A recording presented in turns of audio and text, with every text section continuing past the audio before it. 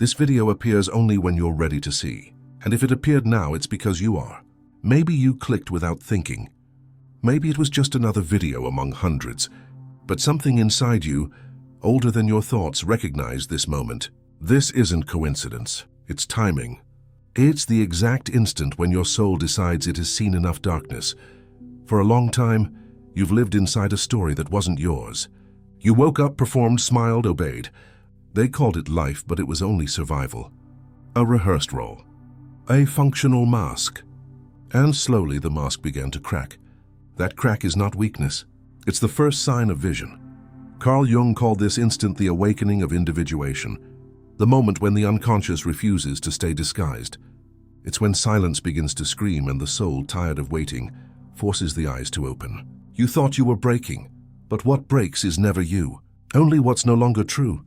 That discomfort, that restlessness, that exhaustion you've been feeling, it isn't failure. It's your soul's secret language, trying to remind you of who you've always been. What you call tiredness is your body asking for awareness. The pain you try to silence is the birth of new sight. If you're feeling this shift right now, if something in these words is waking something inside you, consider subscribing to this channel. Not for more content, but for a continuous practice of seeing. Each video here is designed to help you peel back one more layer, to walk one step deeper into the territory of your own consciousness. Hit that subscribe button and turn on notifications, because this journey doesn't end with one video. It's a series of awakenings, and you'll want to be here for each one. The pinned comment and description below have resources for your next steps. Now back to what's happening inside you. Everything begins to shift when you start to notice signals everywhere. Music, phrases, faces, coincidences, algorithms. The world starts responding in the same frequency as your longing. That's how the unconscious speaks, through symbols. It's not the video that found you. It's the awakened part of you that summoned it. You didn't stumble into this moment. You created it, because when the soul is ready, life itself reorganizes to reveal the truth. Seeing is dangerous. It requires courage, because once you begin to see, you can't go back. Vision dissolves every lie that kept you comfortable. It reveals the faces you wore, the roles you accepted, the promises you made just to not feel alone. The ego will try to run. It will whisper that it's too soon, that it's too late, that it's risky. But the ego fears only one thing: dying before realizing that dying is seeing. Think about a door. Not the kind you walk through every day without noticing, but the kind that stands between two versions of your life. On one side, everything you know. On the other side, everything you've been avoiding. The door doesn't ask you to be ready. It only asks you to see it, to acknowledge that it's there. Most people spend their entire lives pretending the door doesn't exist. They arrange furniture in front of it. They hang pictures over it. They convince themselves the room they're in is the only room that exists. But you've seen the door now. And that changes everything. You're standing in a moment that very few people ever reach consciously. Most walk through their entire lives asleep, moving from reaction to reaction, never questioning the script they were handed. Jung understood this deeply. He saw that most human suffering comes not from the pain itself, but from living a life that doesn't belong to you, from playing a character someone else wrote, from pursuing goals that were never yours to begin with. He called it the persona, the mask we wear to fit into the world. And there's nothing wrong with having a persona. We all need one to function in society. But the problem starts when you forget it's a mask. When you believe the role is who you are, when the performance becomes your only identity. That's when the unconscious starts to rebel. It sends you dreams you can't understand. It creates situations that force you to stop and look. It manufactures crises that shatter your carefully constructed reality. Not to punish you, but to wake you up, to remind you that underneath the mask, there's a face you've forgotten. You might have noticed this in your own life. The job that once gave you purpose now feels hollow. The relationship that once felt secure now feels suffocating. The beliefs you once held with certainty now feel borrowed. This isn't failure. This is your psyche telling you it's time to see.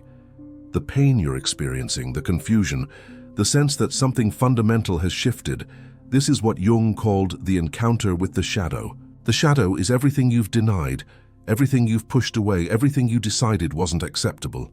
And it's been waiting for you, growing stronger in the darkness. Until one day it demands to be seen. Most people run from their shadow. They distract themselves with work, with substances, with endless scrolling, with anything that keeps them from looking inward. But the shadow doesn't go away. It just gets louder. It shows up in your relationships as projection. It shows up in your body as illness. It shows up in your life as repeating patterns you can't seem to break. The door appears when you're finally tired of running, when the cost of staying blind becomes greater than the fear of seeing. And here's what nobody tells you. The door doesn't lead to some magical paradise where all your problems disappear. It leads to reality, to the raw, unfiltered truth of who you are and what you've been avoiding. If this is resonating with you, if you're recognizing yourself in this moment of awakening, do me a favor. Hit that like button, not for the algorithm, though it helps, but as a gesture of recognition, a way of saying, I see this, I'm here, I'm willing to look, and drop a comment below sharing where you are in your journey. Your words might be exactly what someone else needs to hear today. Seeing the door is only the first step. Walking through it is another matter entirely. Because crossing that threshold requires something most people aren't willing to give. It requires radical honesty, not just with others, but with yourself. It requires you to look at every lie you've been telling, every compromise you've been making, every part of yourself you've been betraying.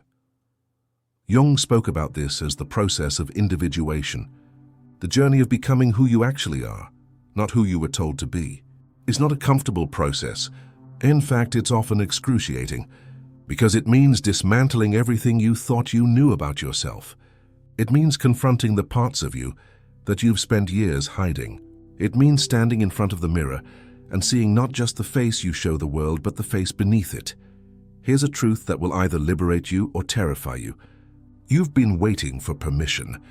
Permission to change, permission to leave, permission to speak, permission to become. You've been waiting for someone to tell you it's okay to want what you want, to feel what you feel, to be who you are. But that permission will never come from outside.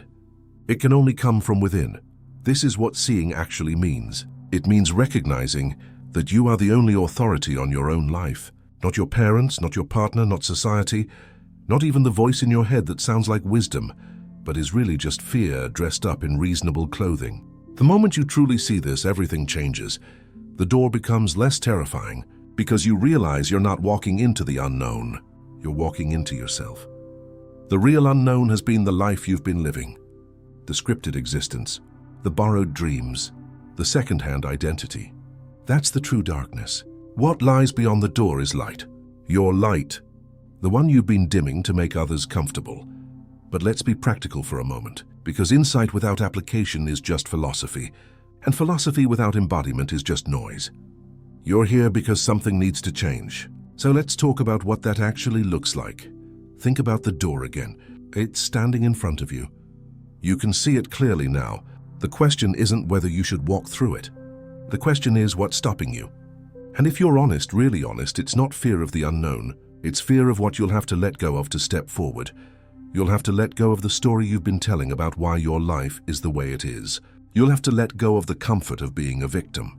You'll have to let go of the identity you've built around your wounds. You'll have to let go of the relationships that only work because you've been playing small. You'll have to let go of the version of yourself that everyone else needs you to be. This is the price of vision. Not your dreams, but your illusions.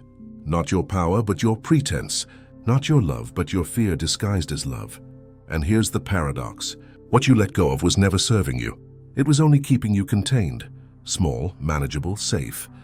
Jung understood that transformation isn't addition. It's subtraction. It's removing the layers of conditioning until you reach the core, until you touch the essence of who you were before the world told you who to be. That essence is still there, buried under years of should and supposed to, under decades of other people's expectations. But it's there, waiting, patient, eternal. The reframe happens in this moment of recognition. You're not broken. You're not lost. You're not behind. You're exactly where you need to be, standing at the threshold, seeing the door, feeling the weight of the choice. This is sacred ground. This is the moment every spiritual tradition points toward. The moment of conscious decision. The moment you stop being carried by life and start choosing it. And the choice isn't complicated. It's terrifyingly simple. Will you walk through the door or will you turn away? Will you see or will you close your eyes again? Will you live your life or will you keep performing someone else's? There's a phenomenon Jung observed throughout his work with patients. He called it synchronicity, the meaningful coincidence. When someone finally commits to seeing their truth, the universe begins to respond. Not in mystical ways, but in practical ones. Doors open, conversations shift, opportunities appear. People enter or exit your life with startling timing. This isn't magic, it's alignment. When you stop living in resistance to your own becoming, life stops resisting you. But synchronicity only works when you're present to see it. When you're still living behind the mask, you miss the signals. You walk past the open doors because you're too busy pretending to be somewhere else. You ignore the meaningful conversations because you're afraid of what they might reveal. You dismiss the opportunities because they don't match the story you've been telling yourself about who you're supposed to be. The door teaches you to pay attention, to notice what's actually happening instead of what you wish was happening, to see reality as it is, not as you've been trained to interpret it. And here's something crucial about this moment of seeing. It doesn't come with fanfare. There's no dramatic music, no voice from the sky, no burning bush. It comes quietly, in a moment of ordinary silence, in the space between one breath and the next. In the instant when you finally stop defending and simply look, that's when you realize the door has always been there. You just weren't ready to see it. Or maybe you saw it 1,000 times but turned away because the timing wasn't right, because you still believed you could make the old life work, because you still thought happiness was just one more achievement, one more relationship, one more external validation away. But now you know better. Now you've felt the exhaustion of pretending. Now you've tasted the emptiness of living for applause. Now you understand that no amount of success in the wrong life will ever feel like enough.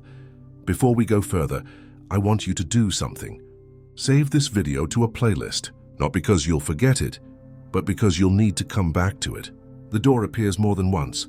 Sometimes you'll walk through it. Sometimes you'll stand at the threshold for weeks. Sometimes you'll retreat and need to be reminded it's still there. Save it. Share it with someone who's standing at their own door. Send it to the part of you that needs to hear this again tomorrow. Now here's what you do today. Not tomorrow. Not when you feel ready. Today.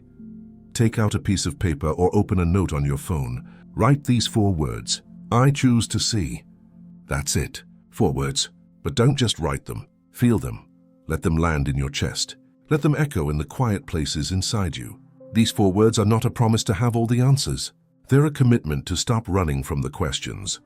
The second step, identify one lie you've been living.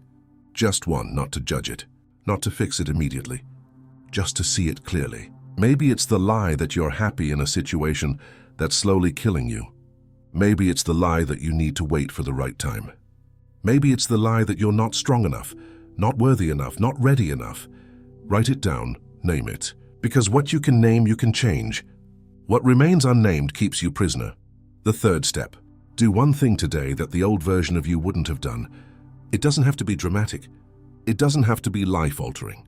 It just has to be true. Maybe it's saying no when you would have said yes. Maybe it's speaking up when you would have stayed silent. Maybe it's choosing rest when you would have pushed through exhaustion. Maybe it's walking away from a conversation that diminishes you. One true action. That's the seed of transformation. These 3 steps might seem small, but they're not. They're the difference between seeing the door and walking through it, between knowing you need to change and actually changing, between insight and embodiment. And here's what happens when you take these steps. The door doesn't disappear, but it becomes less intimidating because you realize you're not crossing it all at once. You're crossing it in moments, in choices, in small acts of truth that accumulate into a completely different life. You'll know you're on the right path because things will start to feel different. Not easier necessarily, but more honest, more alive, more yours. The exhaustion that comes from living an authentic life is nothing like the exhaustion that comes from living a false one. One depletes you, the other builds you. One leaves you empty, the other fills you with meaning, and you'll notice something else. The people around you will start to shift. Some will lean in, drawn to your newfound clarity. Others will pull away, uncomfortable with the mirror you're holding up. This is natural. This is necessary. You're not losing relationships. You're revealing which ones were built on truth and which ones were built on performance. The ones that remain will deepen. The ones that fall away were never meant to accompany you through this door. Jung wrote about the collective unconscious, this vast reservoir of human experience that we all share. Within it are archetypes, universal patterns that repeat across cultures and time. One of the most powerful archetypes is the threshold guardian, the figure who stands at the boundary between worlds, testing whether you're truly ready to cross. In your life, the threshold guardian might appear as fear, as doubt, as the voices of people who tell you to be realistic, to play it safe, to stay small.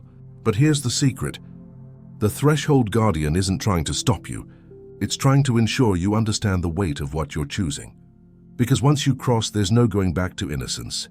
Once you see, you can't unsee. And this is where most people hesitate. They want the transformation without the loss. They want the new life without letting go of the old one. They want to walk through the door while keeping one foot firmly planted in the familiar room. But the door doesn't work that way. It demands full passage. It requires you to trust that what lies ahead is worth more than what you're leaving behind.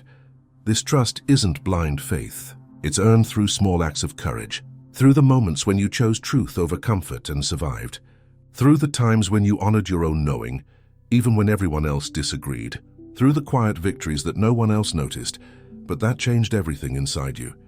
Each time you choose to see, you strengthen your capacity to keep seeing.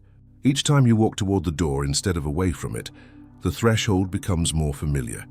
Each time you name a truth you've been avoiding, you reclaim a piece of your power.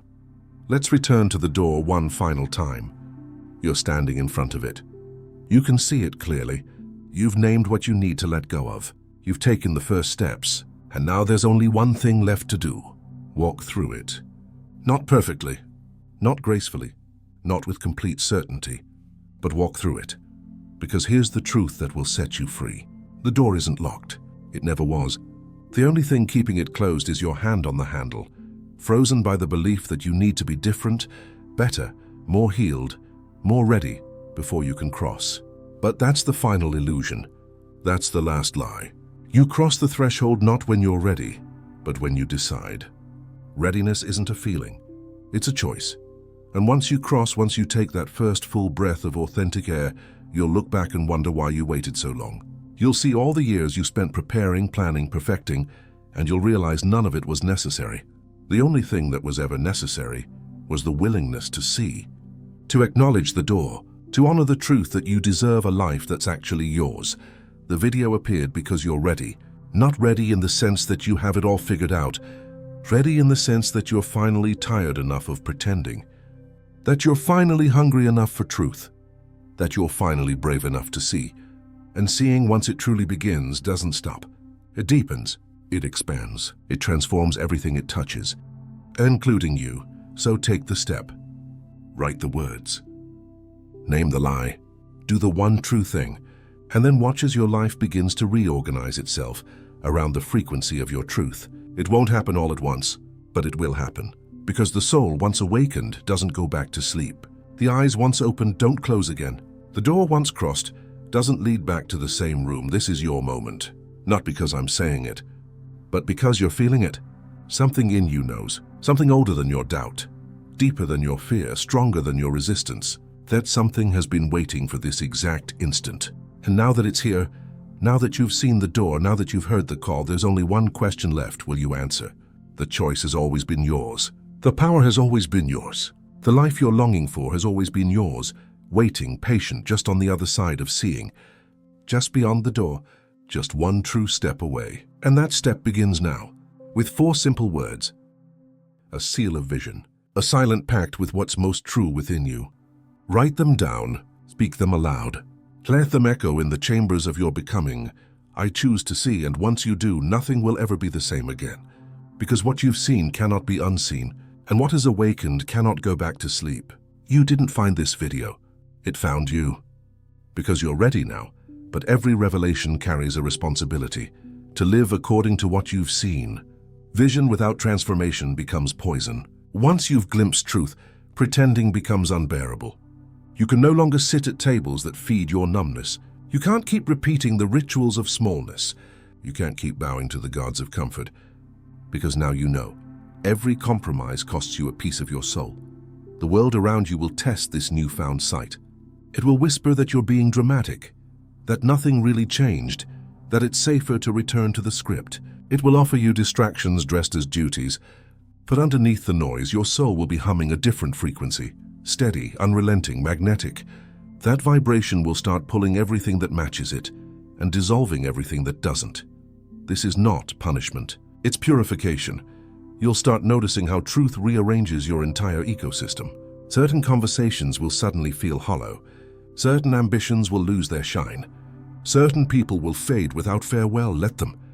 Do not chase what truth has already released. Every ending is an act of alignment. Every silence is an initiation. The old world falls apart not because you failed, but because it cannot contain what you're becoming. Jung said, "There is no coming to consciousness without pain." But he also knew pain was never the final word. It's the doorway into meaning. Meaning is the alchemy that turns suffering into gold.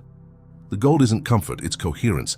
It's when your inner world finally matches your outer actions. It's when what you believe, what you say, and what you live begin to vibrate in the same key. That is the sound of integrity. That is the song of the individuated soul. And that song will attract both resonance and resistance. Some will hear it and feel home. Others will hear it and feel threatened. Don't dim yourself for either. Your task is not to be understood, it's to be truthful. Truth is not a sermon, it's a state of being. When you embody it, you become a mirror. And mirrors make people uncomfortable. They also set them free. There will be days when you'll want to close your eyes again. Days when clarity feels heavy, when awareness feels like a curse. On those days, remember this: you are not regressing, you are recalibrating. Growth is not linear, it's cyclical. You'll revisit the same lessons with new levels of grace. You'll face the same fears with new levels of presence. The spiral always rises, even when it looks like it's circling back. And in that spiral, you'll discover something astonishing. Your story was never separate from the collective story. Every insight you embody sends ripples through the field of consciousness. Each time you choose authenticity over performance, you shift the pattern for everyone still trapped in pretending. You become a lighthouse for those navigating the same storm you once called home. That's how evolution happens, not through preaching, but through presence. This is what it means to live symbolically, to realize that your life is not random but archetypal, that every heartbreak, every failure, every rebirth has been initiating you into deeper layers of meaning. The hero's journey was never about slaying dragons outside. It was about confronting the dragons inside: fear, shame, denial, and the ancient belief that you are not enough. Seeing those dragons without collapsing is the mark of true vision, and when you stop fighting them, something miraculous happens. The dragons transform into guardians. The same energy that once terrified you becomes the power that protects your truth. The same fire that once burned you becomes the light that guides you. That's the secret Jung hinted at when he said, "One does not become enlightened by imagining figures of light, but by making the darkness conscious." Enlightenment is not escape, it's integration. So if you feel the fire rising, don't run. Let it burn away the false. Let it forge you. The door you walked through wasn't an exit from the world. It was an entry into it. You came here not to transcend life, but to inhabit it fully, to bring heaven into matter, spirit into form, vision into action. That's the true alchemy. When awareness starts shaping reality instead of escaping it, you'll begin to sense that the world itself is alive, responsive, participatory. The trees will seem to breathe with you. The sky will echo your moods. Random strangers will deliver lines that feel scripted for your awakening. Synchronicity becomes the new language of the universe, and you'll laugh because you'll realize it was always speaking. You just weren't listening. There will still be shadows. There will still be uncertainty, but they won't terrify you anymore because you'll recognize them as parts of the whole. The goal was never to become pure light. The goal was to become whole light, light that includes its shadow. That's the mature consciousness Jung devoted his life to mapping. Not perfection, but integration.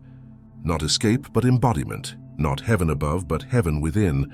And so the journey continues. Every morning you wake up with eyes that see a little clearer, a heart that feels a little deeper, a will that chooses a little truer. You'll notice that what used to drain you now fuels you. What used to confuse you now teaches you. What used to break you now opens you. That's the signature of real transformation. It reinterprets everything that came before. You may wonder what happens next. What comes after the door? The answer is simple: life. Ordinary, sacred, astonishing life. The same streets, the same faces, the same sky, but seen through new eyes. Nothing outside changed, yet everything feels different, because perception itself has been purified. The divine hides in plain sight, and now you can finally see it. At first, you might miss the drama, the chaos that once made you feel alive. But peace has its own electricity. Silence has its own symphony. You'll start to understand why mystics smiled at storms and poets wept at sunlight, because the ordinary is the true miracle, and to see it clearly is the rarest gift. Keep these words close. I choose to see, not once, not as a ritual, but as a rhythm. Whisper them when you forget. Write them where your eyes will fall first thing in the morning. Let them become the pulse of your day. Because seeing isn't a moment, it's a way of being. And the more you live by it, the more the world will reveal its hidden architecture, a network of meaning, precision, and beauty designed for your evolution. You'll begin to understand that what you used to call coincidences were actually conversations, that what you used to call delays were divine timings, that what you used to call endings were veiled beginnings. Every breath becomes participation in something vast, intelligent, and compassionate, something that has been waiting for you to wake up and take your place in the pattern. And when you look back, weeks, months, years from now, you'll trace the line back to this moment.